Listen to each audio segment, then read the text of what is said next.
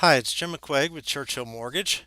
We've kicked off a little bit more of a formal annual mortgage review program here, and you probably received in the mail a card folded over that contains some information about the loan you got with us, along with an idea of about where mortgage rates are today on a 30 and a 15-year fixed rate loan. This card's generated automatically by accessing your mortgage data from our system. The problem for you is that the loan you originally got with us is not quite so easy to figure out given that it's an adjustable rate. So I decided to record this to do several things for you. First, what is this loan you got to begin with? How does it work? There's been quite a bit of negative press about the type of loan you got, and this may have caused you to have some reservations or regrets about what you did. At the very least, you've probably forgotten how it works, and we'll briefly go over that. Second, why'd you get this loan to begin with? We'll then do a short review of the four-step cash flow model, which is the financial foundation we use to make an informed mortgage decision. Then a short case study, a real life one, looking back on the cash flow arm loan compared to a low fixed rate mortgage. And finally, I'll give you my recommendation for what you should do going forward. There's a lot of content here, and I'm going to be moving pretty quickly. That's one reason I've recorded this for you so you can replay it or reference back to it. This should take about 25 minutes.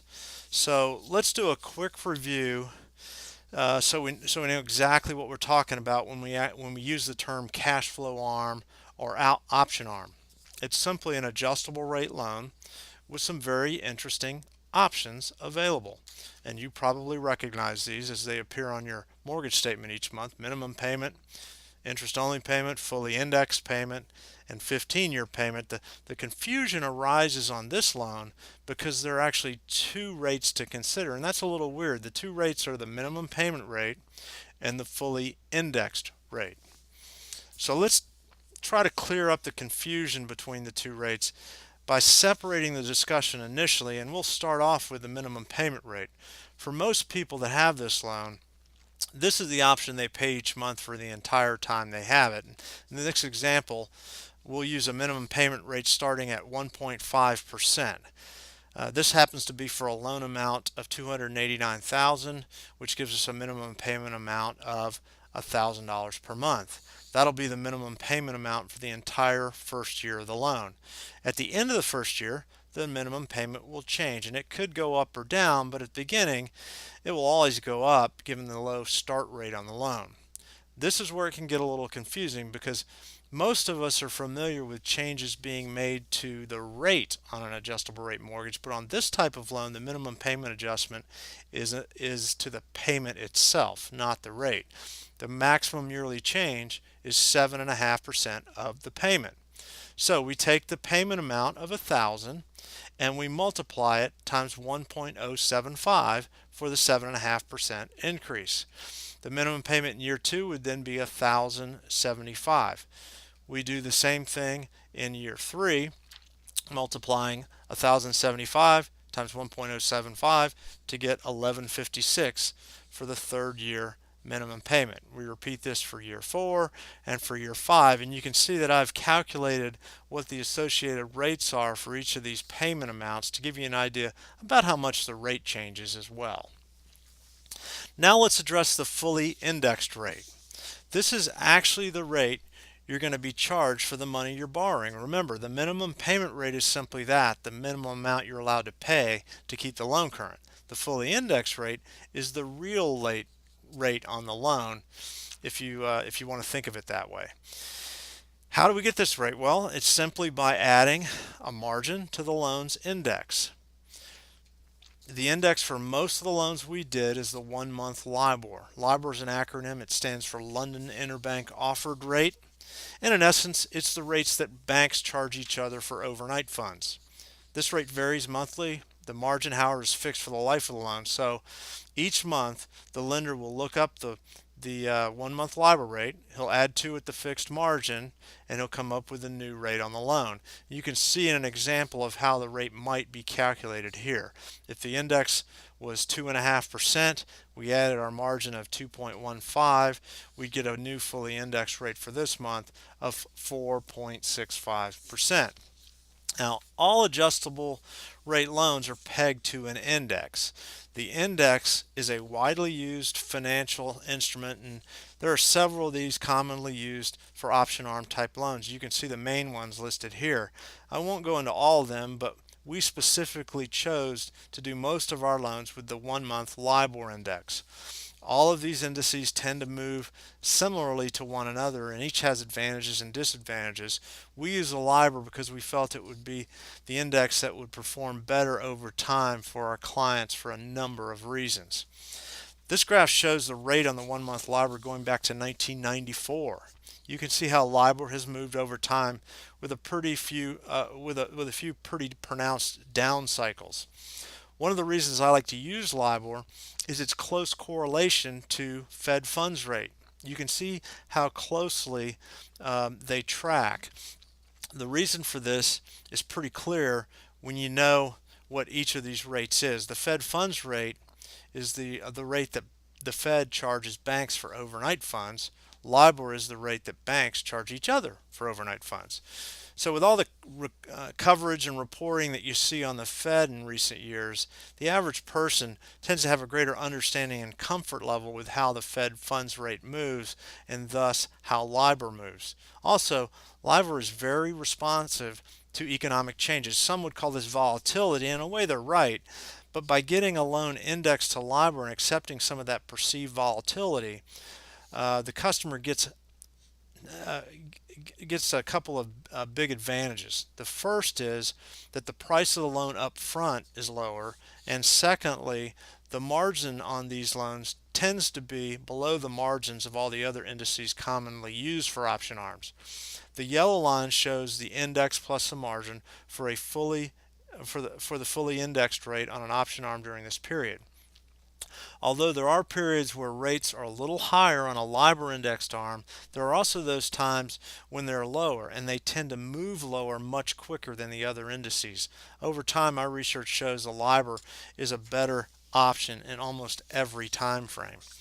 As we saw in the last slide, the fully indexed rate tends to cycle up and down with LIBOR. Now, let's look at the relationship between the two rates we discussed, the fully indexed rate in blue and the minimum payment rate in black.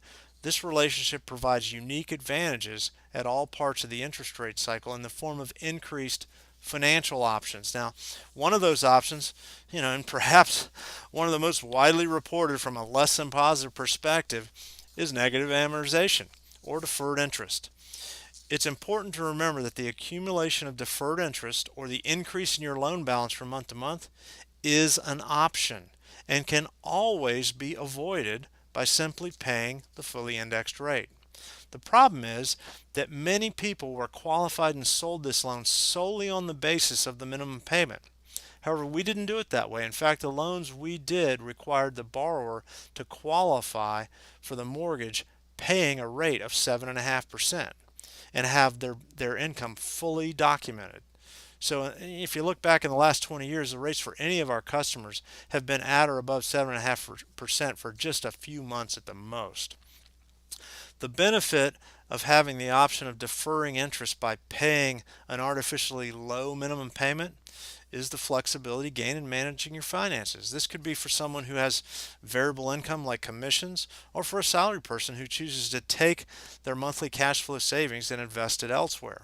The point is, you have the options and you get to make the choice. As we move forward in the interest rate cycle and the life cycle of a typical cash flow arm, there will come a time when minimum payment rate is actually above fully indexed rate. We're in that part of the interest rate cycle now with short-term rates being so low. At this point, you'll see large percentages of your payment going towards principal reduction on the loan. A good example is my personal mortgage. I looked at my mortgage statement this month and found that 57% of my minimum payment is going towards principal in just the 8th year of having the mortgage. Now, to contrast that, if I had gotten a 6% 30-year fixed rate, I wouldn't be paying that percentage to principal until the 20th year of the loan. As you can see, and we'll look at this in a later slide, this type of loan can be one of the best loans for rapidly paying down your mortgage. I think one of the best features of an option arm type loan is the way the minimum payment settles into a range that tends to be lower than a traditional fixed rate loan over time. I first noticed this back in the 1990s. One of my customers had gotten one of these type loans back in the early 90s. This was before I recognized the advantages of this structure. And then every time interest rates took a plunge, we'd talk on the phone about potentially refinancing his mortgage to get him out of that arm. But what we found every time was that he was better off in the loan he had, and he'd have to accept a higher payment and a higher rate by refinancing to the prevailing fixed rate. Now remember, this was happening during times when everyone who had other types of loans were paying the closing costs to refinance their loans, and he was just plugging away at the one he had. In the end, he saved a boatload of money. Now, the final thing to mention on this loan is the potential for a recast event. That may be very negative because the potential for a sharp payment increase is there. These loans recast or reset every 5 years, so let's take a look at what this means. Remember our example before of the minimum payment for the first 5 years and how that worked out to be, small incremental payments increases each year. At the 5 year mark in this example, we would be at 3.34%. At the end of the 5th year, the payment would then be adjusted so that the minimum payment would be made to equal the fully indexed rate, a recast. You can see the significant jump in payment if the new rate were to go to 7.5%, for instance. You can also see how this could cause a hardship for someone who got this loan but could only handle the minimum payment with the low teaser rate. Fortunately, the loans we did all required us to qualify the borrower at a rate of 7.5%. It doesn't mean that a payment increase like this isn't going to be an additional monthly cost and kind of be a pain, and maybe you have to tighten the belt a little bit from what you're used to, but it does mean that you shouldn't be in a position to have financial difficulty in making a payment like this. Just so happens in the real life case study that we're going to be doing a little bit later, the rate at the recast actually went down because LIBOR was so low. It dropped from 3.34% to 2.4%. Interestingly enough, when this happened, instead of all the gloom and doom predictions, I never heard any of the media outlets talk about it. Hopefully you're beginning to remember some of the advantages of this type of mortgage. Now, let's do a quick review of the financial management model we use to identify this loan as a great option to begin with, and that's the 4-step cash flow priority model. Using this model, we're developing a step-by-step plan for how to deploy our monthly cash flow or income in a strategic way to accomplish our financial goals. So, step 1 is the cash cushion. This is simply some cash set aside to handle life's little emergencies. I like to call it our Murphy's Law account. This will differ based on your family size, monthly obligations, income regularity and source, personal comfort level, and a variety of other factors. For a family of 4 with a yearly salary of $60,000, this might be $3,000 to $5,000. For a business owner or a commissioned salesperson, it might be more. The basic idea is to have cash on hand to take care of unbudgeted financial needs so that you don't have to access credit for that purpose. Step number 2, get debt free. The benefits of not being required to service debt on a monthly basis are pretty obvious. For some, it's simply peace of mind. For others, it can be a lifesaver as the stress of debt is literally killing people. We recommend using the snowball technique in paying off debts. Freeing up monthly cash flow from the servicing of debt opens up the doors to financial opportunity and allows you to really go from surviving financially to thriving. Step number 3, 1 year's salary saved. Now just think of that.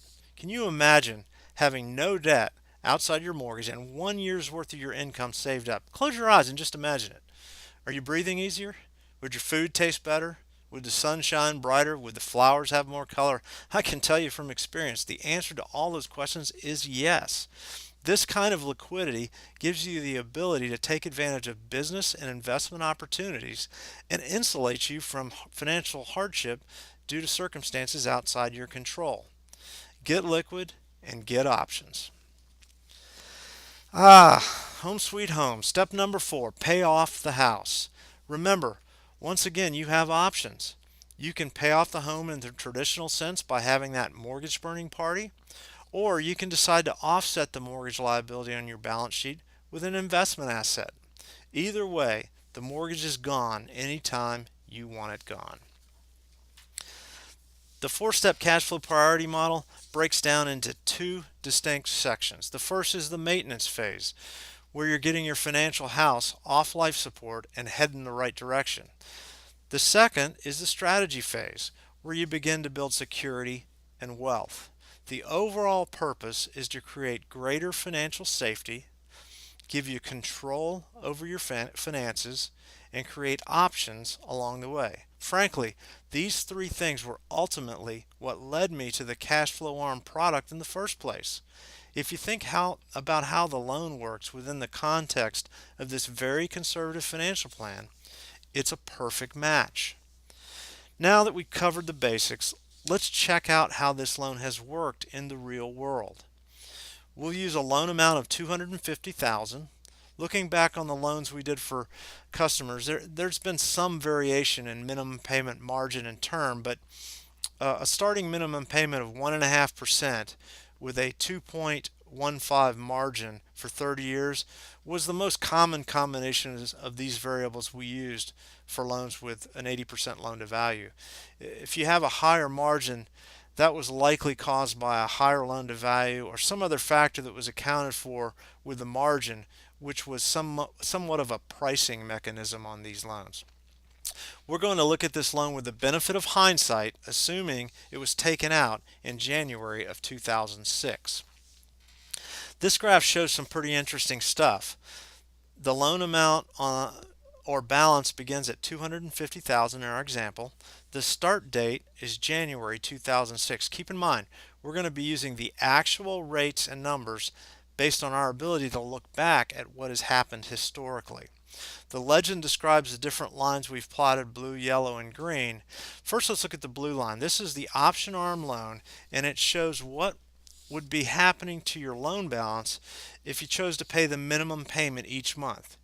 You can see that because the minimum payment starts out so low, the loan balance actually goes up as you make payments. This is negative amortization. The reason is that the amount you'd be paying is less than what you're actually being charged on the loan because the fully indexed rate is greater than the minimum payment rate. As we go through time and the payment goes up, the fully indexed rate actually goes down. Remember, these are the actual numbers for the time period we're looking at. So you would actually begin to pay principal and reduce the loan balance, so that by the end of our example, we'd actually have paid down the loan to a little less than $240,000.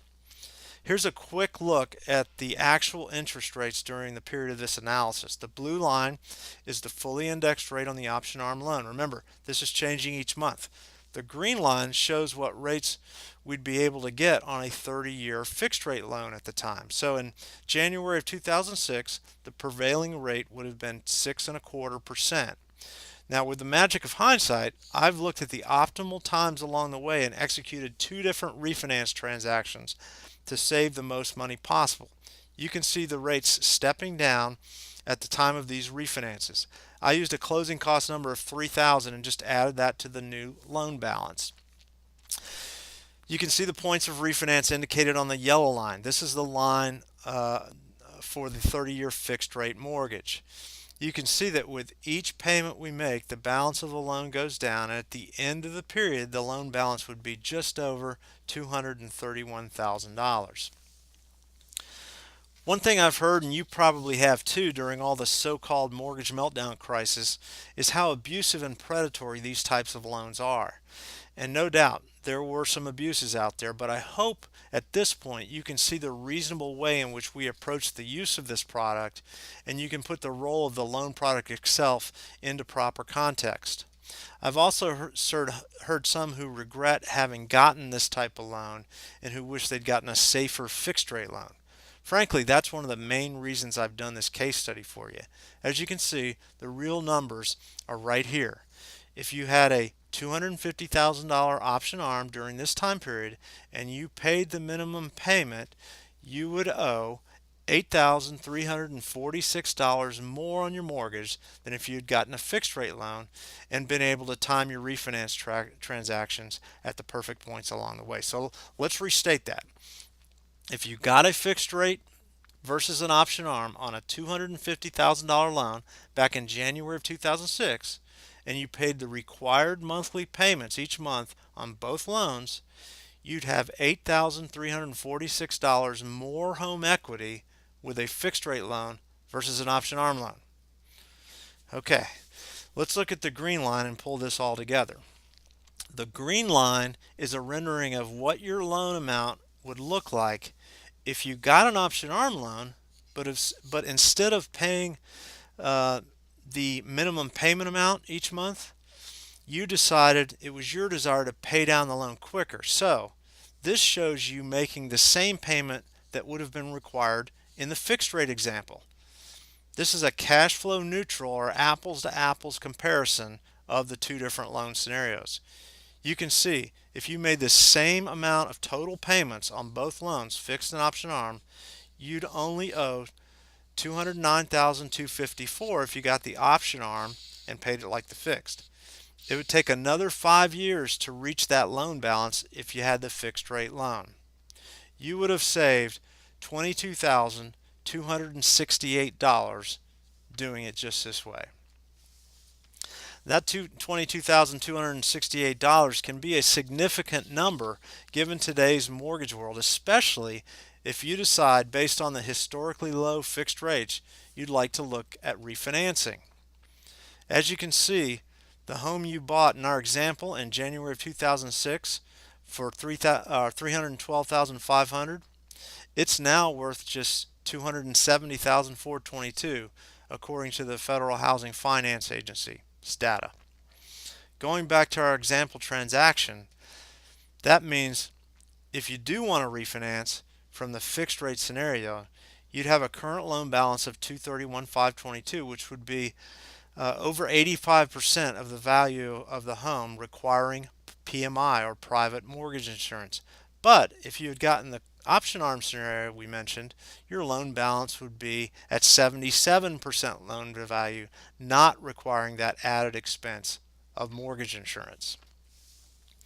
Outside the obvious desire most of us would have to be $22,000 closer to our financial goals, to me, the big benefit we have here is something we've been talking about all along: options. So this brings us to the end and my recommendation for you. And that's actually pretty easy. It's this. Let's do a real annual mortgage review for you. Let's talk about it. That may mean an in-person sit-down or just a phone conversation. It could be as simple as an email exchange. But there are lots of factors to potentially consider, like your current financial needs, your future financial needs, your investment goals, family and demographic changes, career changes, children, relocation, home value, home improvements, college funding, interest rates, inflation, deflation, the Fed, the list goes on and on. I can tell you that mortgage rates are at historically low levels.